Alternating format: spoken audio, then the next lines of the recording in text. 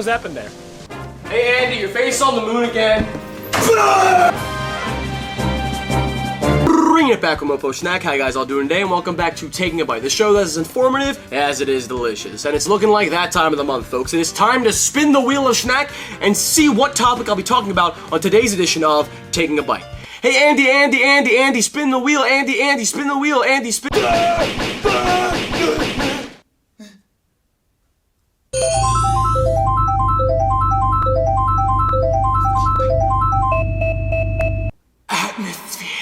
But Mr. Poop Shnack, what on earth is an atmosphere? You're probably not wondering to yourself. Well, first off, the atmosphere is not technically on the earth, it surrounds it, so atmosphere is typically used to describe the feeling that a game evokes, usually conveyed through dialogue, music, lighting, the whole shebang. It's an aspect of games that's almost essential in certain genres. Like if I'm gonna spend my hard-earned Benjamin Franklins on a title like Lego Star Wars, the game's world better immerse the hell out of me. I wanna boot that baby up and feel like I'm a little Lego brick in the Battle of Hoth.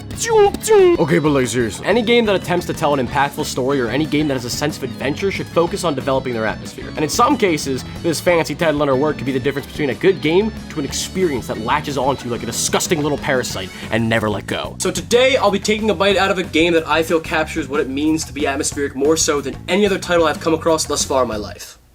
Andy, it is time. Bring me the game. You've been a real good boy, Andy.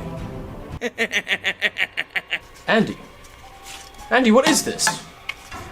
A letter? Dear Mopo, if you don't review Majora's Mask in the next 3 days, I'm gonna destroy the world with my face. Love, Andy. P.S. This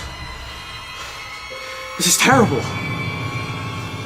I can't read this. Okay, here I go. I'm gonna play Legend of Zelda. I'm taking a bite out of it. Oh. But before we start with the title itself, let's look at the context behind this bad boy, because believe me, this game's got some baggage. You thought your ex-boyfriend that punched holes in the wall when he was upset was bad? Imagine your creator saying that he thought something was wrong with you when making you. This is a bit harsh there, Aonuma, jeez. This game had to be made in the span of a year with a small production team and live up to the success of its older brother, Ocarina of Time, which at the time was treated like the second coming of Christ. From the outside looking in, this game was supposed to fail, only being created with the intent of making some more cash off the Zelda name. Then came the year 2000, and all the computers didn't randomly shut off and the world didn't implode on itself. That was a relief. I could have sworn at the time my Windows 98 was trying to eat me. Hello, Mopo, I will now eat you alive. Oh my god, it's back! It's back! No! Then the game came out. That's it, I don't know what else to tell you. People like to label this entry as the black sheep of the Zelda series, to which I reply, if that's the black sheep, then Link's crossbow train must be the iguana with 3 heads and a cheese grater for an arm. Majora's Mask seems to polarize many Zelda fans. It's either love or hate it with this one. So today, I'm gonna talk about why everyone's wrong and why I'm right and why they're dumb idiots. And I'll do so by analyzing everything. Every inch of this cartridge will be looked at. The graphics, the music, the people, the amount of men wearing spandex. It's 4, by the way. Ooh, it's so good. Ooh. Right off the bat, I haven't even touched the controller yet, and there's already oodles and oodles of things to talk about here. See, look, the controller's right over there. Wait, where's my TV? Back!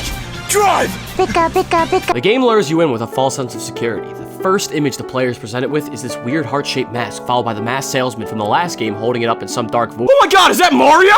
It's Mario! And then we cut to a normal day in Clocktown, with all the residents hustling and bustling while Link is just sitting around, minding his own business. There he is, he's sitting on some boards, golly. Oh, Link's on the fence with this one. There he is in the doctor's office for his colonoscopy, hope they don't find another bottle up there. And then we cut to this woman thinking for like roughly a century. What you think about over there is so important?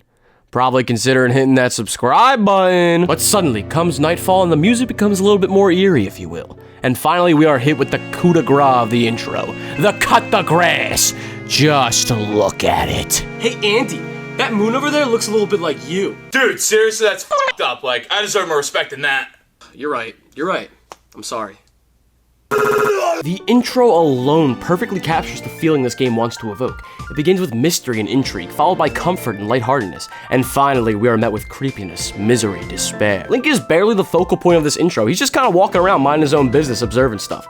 He's like an outsider. Unlike Ocarina, which is all like, doo, doo, doo, there's Link, he's the So let's cut to the chase right now. Enough of all that bullcrap. Time to talk about why I like this game so much. Do me a favor. Sit back, relax, and...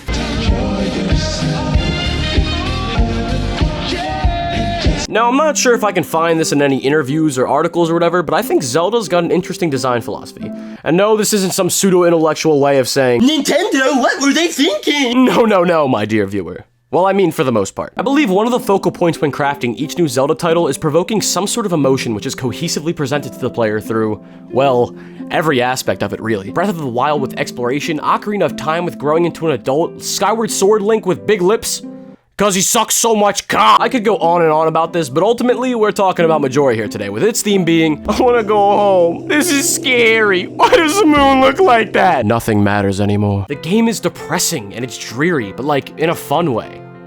I'm good at Spain. Majora's plot is simple, but it's very foreign and gets the player out of their typical Zelda comfort zone. Take the intro to Ocarina, for example. You start with the game telling you a bunch of stuff, Link has some prophetic dreams about horses in the rain, and more of the game telling you things. Yeah, gamers, this is the best freaking game of all freaking time, bro. But seriously, there's nothing wrong with this, and I'm not hating. It goes along the themes of Ocarina and gets the players in the right headspace. The girl's important. This guy's bad. And there will be horses, don't you worry. The story is grand, and it's about destiny. The big old tree is dying, Link, go save it, you freaking idiot. Majora starts with Link as a little boy immediately following the end of Ocarina, looking for his fairy friend Navi in the Lost Woods. After she said she was gonna pick up some milk from the store, and it's been like over a year. Link then gets jumped by Skull Kid and his two fairy friends, loses his magical ocarina and his horse, and is turned into a Deku scrub.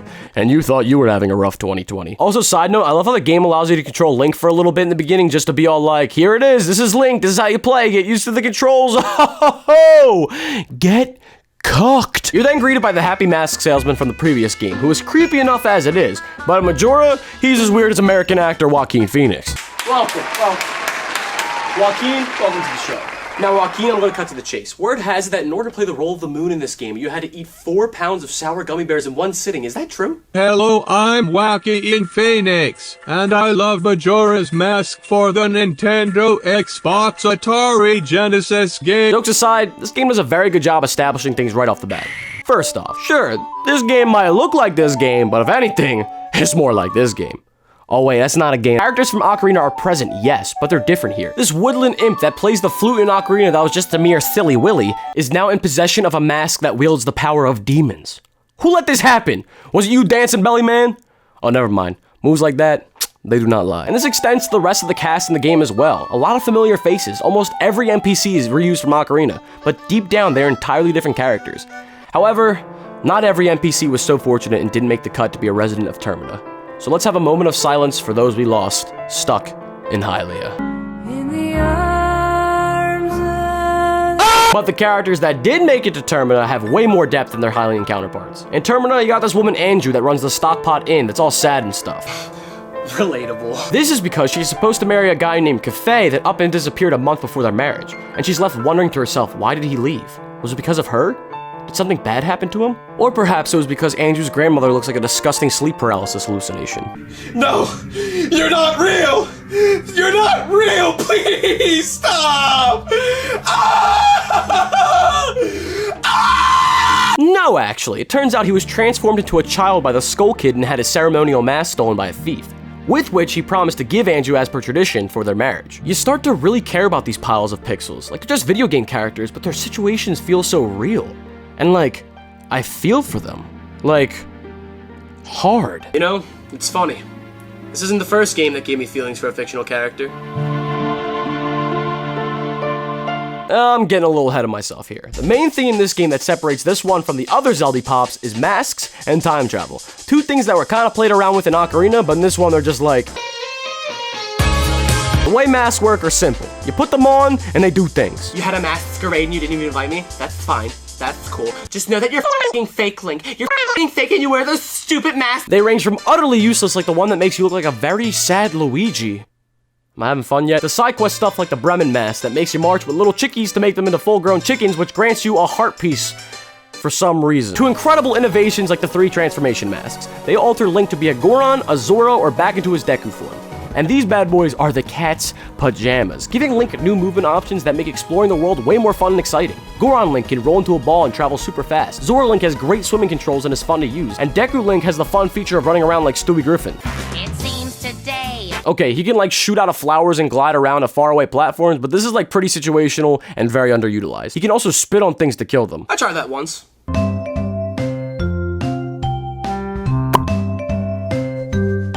Hey, Barry. But this spit attack is only used in like the first 20 minutes of the game. After receiving the bow and arrow, it's rendered pretty useless. Why spit when you can hit with a bow and arrow? Now, time travel isn't really new. In fact, it's in like 5 of the freaking games. I don't know. But Majora's is a little different because it takes place in the span of 3 days, and on the 3rd day, the big bad moon decides to come down for a little visit. And because the people at Clocktown aren't ready to have him over yet to play, you need to travel back to the 1st day of the 3-day cycle before the moon crashes down and kills everyone you know and love. Now, this alone is a super dope idea. No other game has really played around with such a concept to the best of my knowledge. However, is there a reason for that? I don't know, maybe? Now, this 3-day cycle doesn't give the game that much leeway in terms of design. However, it does weirdly enough make the game feel a little more real. For example, the NPCs wandering around are given added immersion because of this feature as it contextualizes their habits. Sure, they do the same thing every time you reset the cycle, but that's because you're reliving the same experiences every 3 days. In contrast, there's Ocarina of Time. Time's slowing constantly. The next day keeps coming and coming. Calendar pages are turning. Regardless of that though, this fat idiot keeps flopping around town like 10 out of 10, best game in the world. I'm not trying to take a poop on Ocarina or anything. Literally every like JRPG does this and stuff. I'm just trying to point out the little details that make Majora feel a little bit more majestic. However, traveling through time brings up a whole lot of plot hole stuff, like why does Link lose all of his money when he travels through time, but if he stores it in the bank, it remains regardless of time travel? Like, that makes no sense. Wouldn't it work the opposite way if he's... the pockets? From a gameplay perspective, this mechanic is a double-sided coin. On one side, it promotes time management and a freedom for the player to play the game however they want. And that's always a good thing. If you disagree with me, you're wrong. Please get the f*** out. I was just kidding, please don't leave me. If a player knows a certain side quest can be started at a certain time, they can manage a plan to work around that time in order to optimize their playthrough. Oh, so Toda, you need me to play music for you at night? No problem, girl. I have an appointment to save the Romani Ranch from alien ghosts, but I can fit you into my sketch. Legend of Zelda, Secretary Simulator. However, what does kind of suck is if the 3 days creep on you and you decide to start a dungeon a little too late in the cycle, you gotta warp out of there, start the cycle over, and completely redo the dungeon. Now, this never happened to me because I'm like the greatest at like everything ever. But if it did, you would probably hear about my resignation from life on Twitter.com. And this brings me to my next trick. Now, feast your eyes as... talk about why this gameplay mechanic can add to the atmosphere of Majora's Mask even though it can detriment the player's experience. Kids hated this trick at birthday parties. They could not stand it. I still hear the cries. All this time stuff can be very frustrating, yes, but I believe a lot of its design was intentional. Maybe, I don't know, this game was made in like 3 hours, so it could just be a product of rough design. I wasn't in the office. Frustration is another one of those themes linked to this game. Like, look at this from a surface level. You're just a little blonde boy faced with an impending doom. Look up at the sky. Look at that face. It's just gonna keep getting closer and closer until you do something, and everyone you save, everyone you help, every happy ending you make along the way is completely wiped out upon playing that Song of Time and starting it all over. Oh yeah, I saved the Deku Princess from the swamp and is no longer filled with poison water. All my hard work paid off. Are you kidding me? It's poison again? Who let this happen? Was it you again, Dancing Belly Man? No, it was time, you stupid idiot. You're the one that has to undo all the good that you just did in the world. And as a player, it's kind of rough having your progression become stripped away from you like that. Now granted, when I say progression, I mean from a narrative perspective, not really from like a gameplay, I got items perspective. You keep your items, okay? That's all I'm saying. But it's still rough. All those characters you just saved from danger, oh, back in danger. Link is truly plopped down in a frustrating situation. So that's personally why I feel that time travel in this game is genius and even holds up today. It's an intentional frustration, conveyed not only through the plot and characters, but the gameplay as well. Now, I'm not saying everything that's frustrating in this game is good. There's plenty of absolutely moronic design choices made in this game, but if you think they're safe, just skip to this part in the video, no, if you know what I'm saying. And now I'm going to talk about more of that delicious theming and atmosphere. So, there's a theory that's voyaged around the internet claiming that Link dies in this game, as each area of the game represents the 5 stages of grief. And while I don't necessarily believe this theory, as I feel that though there is compelling evidence, why would they do that? However, I do indeed think that showing different characters' reaction to death, loss, and impending doom was in fact intentional. In Clocktown, you got this big old dumb that definitely didn't vaccinate his kids that denies the moon is gonna crash down into the earth. Even during the last moments when the moon is right there, he just goes, "Nope, I still don't believe it. It is my right as an American citizen." The next area you're led to is the swamp village of Windfall, where the Deku Princess has been captured and locked in a dungeon. Whoa, where have I seen that one done before. Also, side note, again, because I forgot to take my ADD medication, I love the design of the Deku Princess. I don't know why, I just do. If you're a female and you look like this, please contact me via email at pogslayer@suckme.com. Anyways, the princess has been kidnapped and the Deku King, blinded by rage, blames this little monkey for the disappearance of his daughter and plans on murdering the marsupial. No, don't kill Cool Monkey, man. He was my favorite of the Kongs. Next is Goron Land. I hate Gorons. All my homies hate Gorons. These guys can suck my Deku nuts. Ha ha ha, funny Zelda joke. Here you meet the ghost of Darmani, who begs and pleads for you to find a way to bring him back to life, as he wishes to save his people from the blizzard that has covered his land. He wasn't ready to die, and ultimately, the only way he can move on in the afterlife is accepting his fate. Which, luckily enough, we have a song that allows him to do that. Yo, is this a metaphor for real life? You can just pop in your favorite Georgia Smith CD and get over the loss of your dog? No, you're playing a video game, dumb. It's a logic puzzle, you stooge. Following that section of the game is the Great Bay area, where Lulu, the lead singer of the Zora band, whose song gives you access to the next temple, has fallen depressed because her eggs were captured by pirates. She can't even speak, and everyone is worried about her. You literally get the Zora mask in this area right off the bat by putting a dying Zora named Mikau to rest. Finally, we have like the coolest part of the game, Icona Canyon, where the developers just kind of went, hey, you know what, frick it, let's just make Deathland at this point, alright? There's already like 30 people that die in this game anyways. You get to die, you get to die, I get to... A land swarmed with undead Gibdos, Redeads, Poes, and Stalfos. A little girl whose father was locked in a closet because he was starting to turn. After you heal her father, they just embrace. You can't even talk to them because they're having a moment together. Stuff like this is what makes this game for me, and it's everywhere. It's full of so many incredibly small details and nuances that don't necessarily grant the player any fun per se, but just makes you feel, man. The most twisted thing is, the Goron mask and the Zora mask, being the manifestations of lost souls, not only allows you to transform into those species, but you look like the characters you got the mask from. People in Goron Village will think you're Darmani, their dead hero, and regain hope. The Zora people will mistake you for Miko, and carry on as if they didn't lose one of their friends. Eventually in the game, you're given access to a song called the Elegy of Emptiness, allowing you to make statues of yourself that are used for certain puzzles. What's interesting about these statues, besides the fact that they are tedious as hell to use and they're freaking stupid, is that the Goron one and the Zora one have designs that involve the deaths of the characters that the statues are based upon. With the Goron one having a giant scar along its belly, just like Darmani's ghost, while the Zora one is standing in front of its grave, similar to the grave that you made for Miko after his death. Now, the observant viewer will notice that many of my statements have excluded the Deku mask, and while he isn't used much, his story is probably the most interesting of them all. The game never explicitly tells you how the Deku mask is acquired, and by that I mean who's the lost soul that's contained in the mask. All you see is this trippy cutscene in the beginning where Link is involved in a Deku dance party, causing him to turn to the scrub. However, it's heavily implied that Link's Deku Scrub form is actually this little dead guy from the beginning of the game.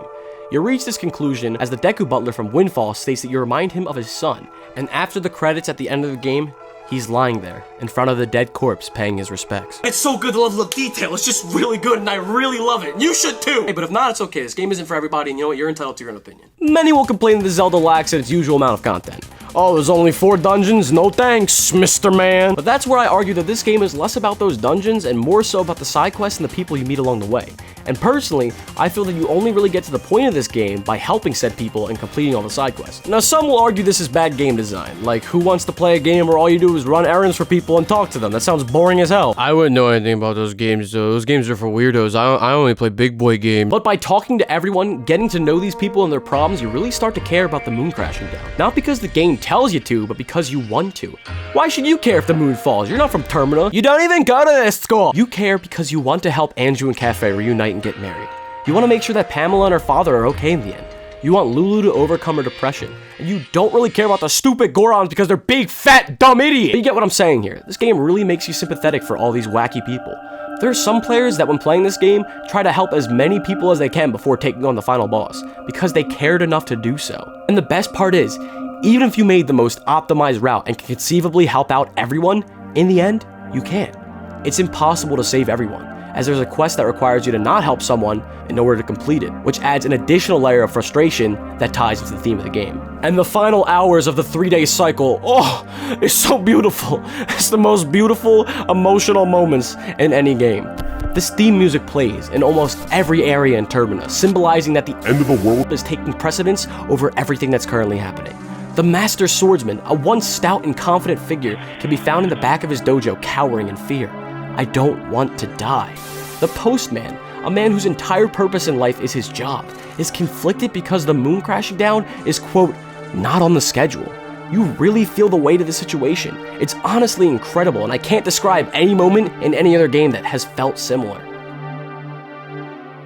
And this is like the focal point of this entire video, okay? This is a big part. Take out your notepads out into chapter 3 and take notes. Majora's Mask is magnificent in its use of theming and atmosphere. Almost everything in this game has a sense of mystery, pain, despair, but still provides that typical level of Nintendo family-friendly charm. Every time Link puts on a transformation mask, he screams in agony. We also know nothing about Majora, the moon, or the happy mask salesman for that matter. And it's that sense of mystery that leaves intrigue, and a mystique that keeps us gluttonous gamers wanting more. However, what we're told about these characters and concepts are perfectly left ambiguous. If we knew the deal with Majora or the mask salesman, they wouldn't be as interesting.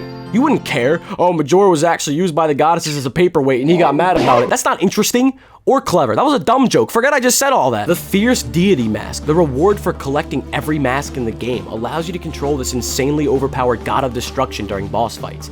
It's a really great reward for collecting every mask in the game and makes every mask feel vital and important. Like, sure, you got the mask of sense, and you're just like, oh, great, it does nothing but makes me snort a bunch and look around like a freaking weirdo, but hey, at least I'm one step closer to becoming the fierce deity. Thanks, Miss Piggy, you really helped me out here. I am Miss Piggy. This game's presentation is also godly, as the outdated graphics really lend itself to further the game's atmosphere. Sure, everything's jagged and kind of gross, but that plays into the aesthetic and makes things feel and look that much more unsettling. It helps lends itself to that uncanny valley feel if you're catching my COVID. The lighting is also something I have to give praise to, as there are so many areas that are lit dimly in a mystical kind of way that still provokes an eerie feeling. Majora's use of Mardi Gras colors, like bright purples, yellows, and greens, really give this game some flavor and make it pleasant to look at despite its outdated N64 blocky look. Hey Andy, shut up! I didn't do anything. I know, right? Wasn't that dumb?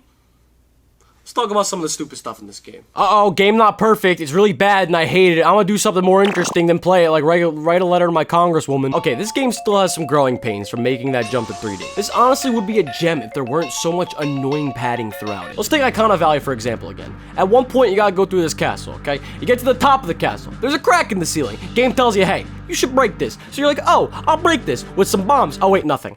Bombs don't work. You try the 3-ton weight that is the Goron ass cheek. Still nothing. What? Oh, this is what I'm supposed to do. I have to play the Song of Soaring, buy a powder keg back at Clock Town, play the Song of Soaring again, go back to Icona Valley, go back to the castle, and then I can blow up the ceiling. That was awesome. That was the funnest part of any video game I've ever played in my entire life. And then later, you gotta get to the Stone Tower Temple, the final temple, which happens to be my favorite thematically. Only problem is getting there is a sharp pain in the rear. I've had sticks shoved up my butt that were more pleasant than climbing this tower. Don't think too much about that. You gotta move these little old platforms by hitting switches. Only problem is if you leave the switch, the platform moves back. So you gotta play the elegy of emptiness to leave a statue on top of the switch. Okay, that's fine, whatever. Oh wait! You gotta do this for 3 switches now. So you gotta change it to Zora, play the song, then become the Goron, play the song, become the thing, play the— Please get me into the temple, I wanna have fun! And this sadly is just 2 examples of such minor annoyances that quite frankly rack up pretty fast and taint an otherwise amazing experience. And it's a shame too, because the dungeon has some amazing subtle references and insights to the lore of this world. People have speculated that this dungeon references the Tower of Babel, a biblical tale in which the common folk attempt to reach the heavens. This is further accentuated by some of the textures within this area have faces that mock the Triforce, a symbol of the gods. And the dungeon flipping upside down can refer to the gods giving the people of Earth the ultimate You see how this is a mixed bag? It's rather conflicting how much this game does right and wrong at the same time. Here's a quick list of some other things this game does wrong. Okay, love you, bye. The first 3-day cycle in this game's freaking annoying. You're trapped inside Clockland and you play hide and seek with these deformed rugrats until the night of the 3rd day. But Mopo, it's like that so you get familiar with the town! Hey, who is that guy? How'd you get in my video? Kill him. Yeah, I get it. It's a tutorial. It serves its purpose. You gotta get familiar with the world. I understand. It's still annoying though. The Goron race. A really cool idea for a minigame. But actually, it's the worst. You ever heard of Rubber Band AI? Well, this is Leather Rope AI, and I ain't talking about the kinky kind, if you know. This ocean spider house dude man bro person is the most vile creature within this game. I hope his entire family dies of a horrible illness. He gives you a larger wallet for defeating all the golden spiders within the house, which is a fun side quest, don't get me wrong. However, he only gives you the wallet on the 1st day. Why? I don't know. That means if you do the side quest on the 2nd or 3rd day in the 3-day cycle, this guy just gives you 20 rubies and says, oh, tough luck there, buckaroo. Should've came on the 1st day. Oh, gee, and there's no way that the game telling you. They just didn't. They just didn't tell me. How was I supposed to know? There's this epic mask that turns you into a giant. How cool is that? Hey, Mopo Shnacko, that's so cool. Why didn't you mention it earlier, you dingus dangus? Hey! That was a low blow. You use the mask for one boss fight, and it isn't even fun, and then you never touch it again. Great. Love wasted potential. It's beautiful. And there's other stuff that annoyed me too, but this video is getting pretty long, and I'm sorry. I love you guys. I just don't want it to get too long. So, Majora's Mask, Legend of Zelda for the N64. Is it good? Is it bad? Or is it more of a mixed bag? Well, I'll tell you. I would compare Majora's Mask to an amazing looking cake that has like all those details and like nice frosting and everything, but it doesn't taste the way it looks necessarily. Allow me to explain. And it's a damn good looking cake. It's got the pretty looking frosting, it's the right flavor, it's got a little edible version of your wife on top. The only problem is they added disgusting coconut shavings on the side when your Aunt Monica is allergic. Great, now she's in an ambulance and your wife is livid because her big day is ruined. Also, coconut is disgusting. This is by far one of the most atmospheric adventures I've had the pleasure of experiencing. The music and lighting is masterful, the characters have depth and are interesting, and the gameplay perfectly ties into the themes that the narrative attempts to provoke. This game kind of sets out more to be a work of art rather than a simple fun time. Rather than jumping over Goombas or getting a 360 no-scope, you're reuniting a sad woman with her husband that has been turned into a child, which may or may not be considered pedophilia, I'm not sure. So many parts of this game are amazing and genius even, while others... This game deserves a second chance. A remake, if you will. I'm not talking about a stupid 3DS one because that one overfixes too much stuff. The 3DS remake goes to your house to fix your leaky faucet and ends up putting support beams around your chandelier. It looked like it could fall, so here's a bunch of 2x4s. But then the support beams attract termites and now you got a whole other issue. But at least the faucet's not leaking. Now, I know I said a lot of stuff bashing Ocarina in this video, but I don't want to get anything twisted here. I don't think Majora is better than Ocarina from an objective standpoint. In fact, I love Ocarina. Though they use the same assets and models, I feel they both deliver on two totally different experiences with two entirely different focal points. If you like puzzles and an ideal Zelda experience, then absolutely play Ocarina. But if you want to feel like crap because you're a weirdo that fetishizes his own depression like myself, then play Majora. Majora's Mask stands as my second favorite Zelda game. It comes oh so close to beating Breath of the Wild, but some of these annoying design choices and the aged mechanics hold the game back for me a little bit. But here's to the next Zelda game coming out, which has gained the title of being darker than Majora's Mask. Hopefully it'll be exactly what I'm asking for. A rich new Zelda experience that has the fun and solid mechanics of Breath of the Wild while maintaining the masterful atmosphere of Majora's Mask. And the only way to ensure that happens is I'll have my expectations held up extremely high, and if they're not met, I'll just harass the ton of America on Twitter. That seems like absolutely the most mature thing to do, right, Andy? Let's do a star, yeah! Okay.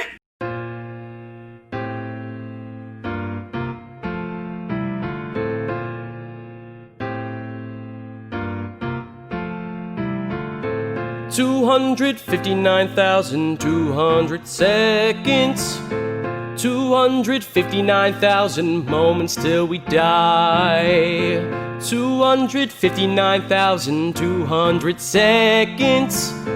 How do you measure a good Zelda game? How we measure it? In side quests, in dungeons, in weapons, in reused assets, in puzzles, in story and challenge and fun. 259,200 seconds. That's when the moon kills us and we die. How about atmosphere?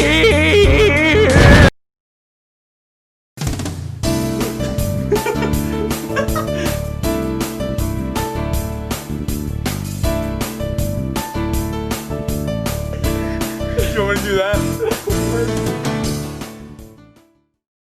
Follow me on Twitter. Check out my Twitch. Look at my other videos. Have a great summer.